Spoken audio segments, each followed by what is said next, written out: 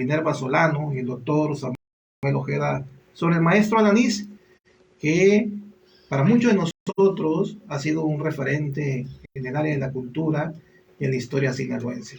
Y hablar del maestro Alanís es hablar de diferentes aristas, de diferentes situaciones, de diferentes conversaciones que muchos de los que estamos inmersos en este gremio de historiadores, en este gremio del área de la cultura, tenemos muchas anécdotas, maestro Samuel, con el maestro Alanís.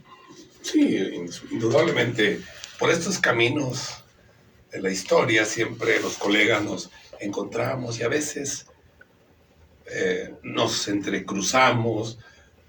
Tenemos también a veces marchas paralelas, entremezcladas, de todo hay, como dicen en la viña del Señor. Quiero decir un poco, quisiera puntualizar, a veces ante sucesos tan lamentables como estos, no es raro que a veces sobredimensionemos o casi nos llenemos, casi convirtamos a los seres humanos en semidioses. No estamos aquí para eso, bueno, maestro Alanís. Se trata de rescatar al ser humano, al académico como tal, no para solamente lanzarle loas y alabanzas, que bien las merece, pero sobre todo para dimensionar su papel en la historia y en la cultura sinaloense. Así es. Sin quitarle ni ponerle, como decimos, más allá de las dimensiones que el personaje entraña. Y en ese sentido yo quisiera puntualizar algunas cosas sobre él. Un poco en conocer más lo que hace. Dice una vieja frase que a los hombres por sus obras os conoceréis. ¿Sí? Quisiera un poco puntualizar algunos rasgos de él.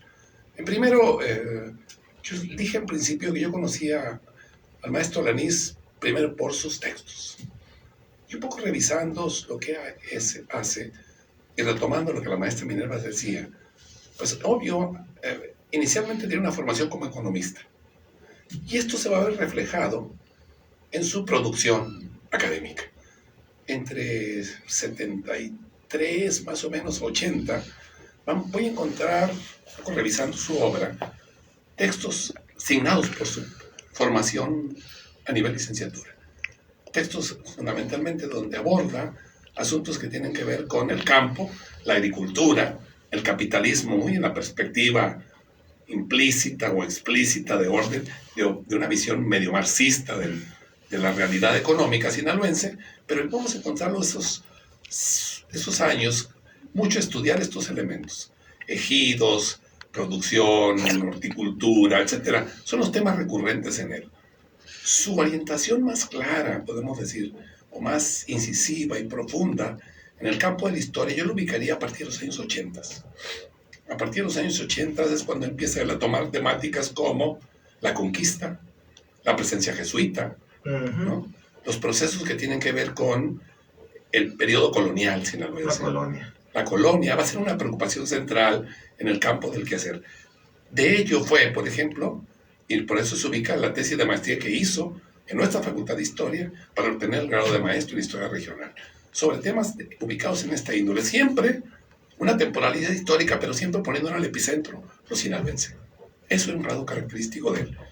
Y en este campo, le decía, otro elemento que tiene que ver con el campo de su producción académica tiene que ver también con que Culiacán siempre estuvo presente en sus temáticas.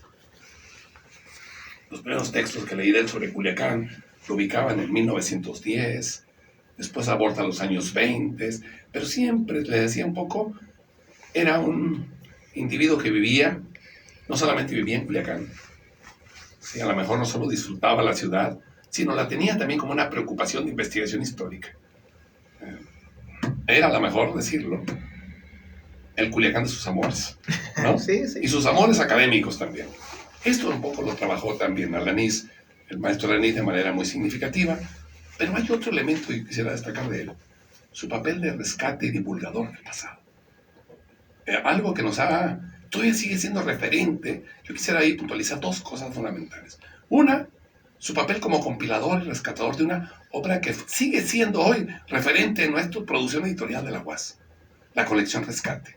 22 títulos de historia en donde Alanís coordina, rescata textos de historiadores clásicos, tradicionales, de todo tipo, que se reeditan en la universidad y se ponen de nuevo, y esto va a ayudar a revitalizar el quehacer histórico en la UAS.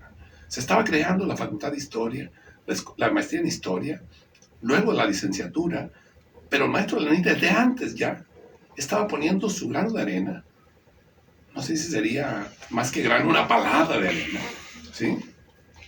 O una carretada de arena, pero estaba ya aportando en la medida con esta labor de recopilación de los textos más granados que se han producido sobre muchas facetas del pasado sinaloense. Esta colección Rescate, propios y extraños reconocen la valía que significó en la labor que hizo el maestro Alanis. Y lo otro, yo quisiera destacar también, conjuntamente con su entrañable colega y conocido, José María Figueroa, Chema Figueroa como tal, coordinó una obra también, más medio monográfica, sobre todos los municipios de la entidad, que se tituló Sinaloa, Encuentros con Historia. Encuentros con Historia. Me parece todavía, yo siempre he dicho hoy, sí, que siempre ha sido un referente este trabajo que hicieron entre ambos, coordinado entre ambos, fue un gran esfuerzo por presentar un paisaje general de la vida sinaloense, desde el campo de la cultura, de la anécdota, la crónica, la leyenda, etcétera, la cotidianidad sinaloense, que sigue esperando nuevas y mejores plumas para renovar, ampliar y profundizar los aportes que tanto Chema Figueroa como el maestro Alanis hicieron en la materia. Esto me parece que es indiscutible por ahí. Por otro lado, entonces, estos son dos aportes, le decía, que no podemos menospreciar y tenemos que destacar como parte de su legado, podemos decirle, al campo de la historia y de la cultura sinaloense. Y lo otro, su papel de funcionario y gestor de la cultura. Indiscutiblemente la labor que hizo, ¿sí?, por muchos años, por décadas en el archivo, es de reconocerse, ¿sí? Más de 2 décadas dedicado a aportar también desde el otro lado, ¿sí? Desde la creación de un archivo que no existía en Sinaloa, tampoco podemos poner en tela de duda su aporte desde otro campo, desde la idea de construir accesibilidad o cuando menos poner a disposición fuentes para nutrir la historia sinaloense. Y lo otro, que ya mencionaba al principio, su papel que tiene que ver con gestor y difusor de la cultura. La maestra Minerva ya hacía algunos otros elementos puntuales que significan en mucho la valía que tenía el maestro Alanis sobre el problema de impulsar no solo la historia, sino la identidad, la cultura sinaloense en todos sus ámbitos. Creo que esto, digo, es muy difícil apuntar cuando todavía el dolor nos embarga por la muerte. Así ¿sí? es. Nos llega toda la parte emotiva y sensitiva para valorar al personaje. Pero más allá de esto, o junto a esto, tenemos que ver al ser humano así, en esta dimensión, les decía, como un individuo que si bien no escribió la última palabra sobre la historia, yo creo que la historia sinaloense es una historia sin fin, ¿sí? Pero sí fue parte de una generación, junto a la maestra Rina Cuellar y otros más, que abrieron brecha para la construcción del conocimiento histórico y al cual, querámoslo o no, los historiadores actuales le debemos mucho de lo que han hecho. Eso creo, mi opinión personal sobre el maestro Alanis. Maestra Minerva, usted cuando estuvo enfrente del Instituto Municipal de Cultura Culiacán y él en el archivo histórico, ¿cómo se dio esa relación institucional, maestra? Ya sabemos que hay una relación personal desde pequeña, pero esa relación institucional, ¿cómo se daba con el maestro Alanis? Hay un antecedente. Durante el tiempo que estuve colaborando en el MASIN como curadora, me tocó desarrollar un proyecto expositivo a propuesta del maestro Alanis.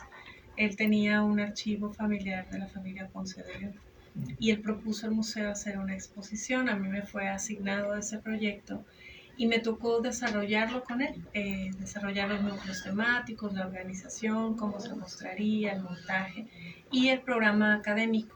Él me hizo un planteamiento de cuál sería el programa académico, que sería una serie de conferencias que historiadores amigos le iban a impartir. Entonces, en realidad yo me regresaría a ese primer antecedente, una primera colaboración ya profesional, digamos, y la posibilidad de cristalizar una idea. Él trajo una idea y él trajo una carpeta llena de documentos y nosotros tuvimos la oportunidad de, a partir de ese archivo tan valioso, desarrollar una exposición que atraería a los sinaloenses precisamente con el tema que tanto le interesaba. La decidimos titular Sinaloa siglo XIX, memoria e identidad, ¿no? Está la memoria y la identidad siempre presentes en sus intereses y preocupaciones.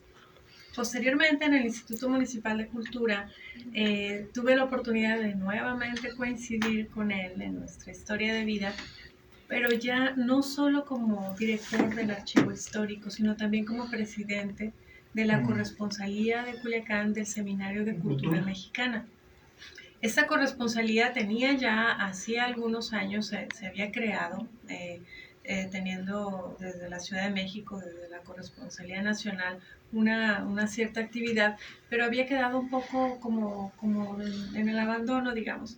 Es Gilberto quien llega, la revive, le da nueva vida, nuevos ánimos y convoca a integrar una comunidad de gestores, de actores culturales, promotores culturales, que se integran en lo que yo creo que le daría en una conciencia de que además del trabajo que uno realiza con colegas, es necesario o es muy valioso consolidar una comunidad. Incluso él en sus últimas charlas, en sus últimos temas, conferencias, él siempre estaba trabajando en que hablar de comunidad, incluso de la comunidad politécnica, por ejemplo. Creó entonces con esta corresponsalía una comunidad de promotores, de gestores, actores culturales que se congregaban a discutir, a revisar, a compartir sus quehaceres. Y ya como presidente del Seminario de Cultura, a mí me toca establecer con él una relación de colaboración interinstitucional. El seminario, sobre todo durante la época de los festejos de Culiacán, para el festival que se hace, coordinaba con la Coordinación Nacional la presencia de importantes figuras, personalidades del Seminario de Cultura en México y que venían, nos visitaban, nos impartían conferencias, conciertos y además esta comunidad local se integraba también participando desde las muy distintas profesiones. Así que fue la oportunidad de colaborar, de hacer equipo en muchos proyectos que compartimos durante ese tiempo, siempre en ese espíritu del maestro de integrar, de ser incluyente, de generar comunidad. Y así, a ese rol que asumió y que destaca el maestro Samuel, de no solo ser un funcionario, sino convertirse en un actor social y que en esa labor era la promoción de la cultura sinaloense, la de Culiacán, la que le interesara, pues fue algo que es para todos nosotros ejemplar. Es decir, no se limita a cumplir con digamos, una responsabilidad, sino que estaba implicado en el devenir de nuestra historia, porque no solo la historiaba, sino que en su actuar mismo generó historia también. Esa parte, él realizó acciones, eventos, acontecimientos con los cuales se conformó una historia que a lo mejor las jóvenes generaciones de historiadores de nuestra universidad darán cuenta. Muy bien, maestro Samuel, último comentario. Solamente decir, yo la última vez que tuve contacto personal con el maestro Lanis fue en septiembre, precisamente, en mucho auspiciado por Minerva, cuando se hacían los festejos, ¿no? De la Fundación de Culiacán. Estuve en la escuela, dio una plática sobre Culiacán, sobre Culiacán, y estuvo ahí físicamente. Hoy no está. Yo suelo decir que están sus textos, está su huella, y yo creo que, permítaseme la expresión, su espíritu va a seguir en el campo de la historia y la cultura sinaloense. A lo mejor el cuerpo físico, sí, se nos fue, pero su aporte en la justa dimensión, ¿sí? de lo que aportó, creo que ahí queda para ser valorado por estas generaciones y por las venideras. Gracias, maestro. Maestra Minerva, último comentario. Pues creo que queda en nuestra responsabilidad como sus amigos, como sus colegas, como sus compañeros de muchas andanzas, mantener precisamente la memoria en aquello que él por lo que tanto trabajó y en lo que contribuyó, en esa memoria colectiva que nos ayuda a todos a generar esa identidad en la cual nos podemos reconocer como sinaloenses. Él, digamos, fincó una estructura en la que tenemos que seguir depositando esos referentes que nos permita reconocernos con orgullo en nuestra valía, en nuestra riqueza cultural, pero sobre todo pensando como lo hace un historiador lo hace, es esa mirada que profundiza en el pasado, pero que está orientada precisamente hacia el futuro, en conformar una memoria histórica, un legado, en mantener una memoria viva para que las futuras generaciones tengan conciencia de que las instituciones como el archivo histórico, libros o documentos que son tan valiosos en los cuales ellos van a brevar, van a acudir, pues hubo personas o personajes como él que han contribuido a este andamiaje en el cual podemos reconocernos y podemos seguir configurando, porque la cultura y nuestro patrimonio cultural es algo vivo que siempre se está reconfigurando, como él en su momento, en su época, contribuyó a hacerlo y deja un legado para nosotros y que sea ejemplo de cómo todos nosotros tenemos esa misma responsabilidad y contribuir a que las próximas generaciones encuentren pues un escenario cultural más rico, diverso, mejor configurado. Muchas gracias, maestra Minerva. Y así nos despedimos invitándolos para el día de hoy a las 6 de la tarde en el patio de ayuntamiento. Se va a presentar un libro del quehacer también historiográfico que estamos platicando sobre Culiacán en el siglo XX. Está coordinado por la maestra Azalia López González y el maestro Wilfrido Llanes Espinosa. Se nos menciona que los primeros 50 que lleguen al patio de ayuntamiento se les va a regalar el libro. Entonces los invitamos por parte de la Facultad de Historia para que asistan a la presentación del libro Culiacán en el siglo XX. Y así nos despedimos agradeciendo a nuestra directora, la doctora María Los Ángeles Citlali García Murillo, el apoyo de Radio UAS y nuestro rector, el doctor Jesús Madueña Molina. Gracias. Hasta la próxima.